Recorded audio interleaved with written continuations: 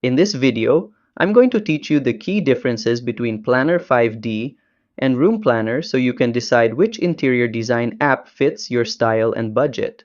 Whether you're redesigning your home or just experimenting with layouts, this comparison will help. Let's get started.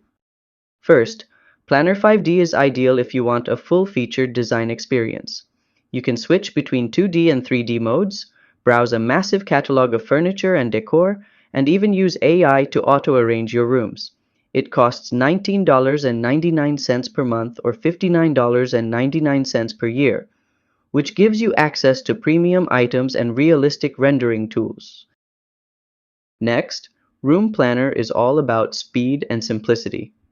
It's especially useful for beginners or anyone designing with real-world furniture in mind, mainly IKEA. It offers drag and drop tools and lets you preview layouts easily. The premium plan costs $14.99 per month, which unlocks more furniture packs and lets you save multiple projects. Then, Planner 5D stands out when it comes to customization. You can change wall textures, adjust lighting conditions, and fine-tune the layout with much more creative control, making it great for in-depth projects and even professional use. Meanwhile, Room Planner is perfect for quick designs.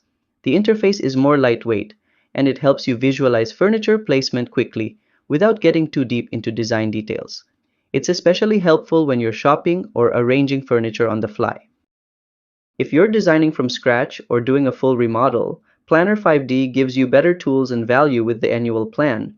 But if you want a faster, simpler way to experiment with layouts, Room Planner keeps it easy and affordable. And that's the difference between Planner 5D and Room Planner. Now you know which app fits your needs, your skill level, and your budget. If this helped you decide, hit like and subscribe to How to Tutor for more no-fluff tutorials and honest app reviews. See you next time!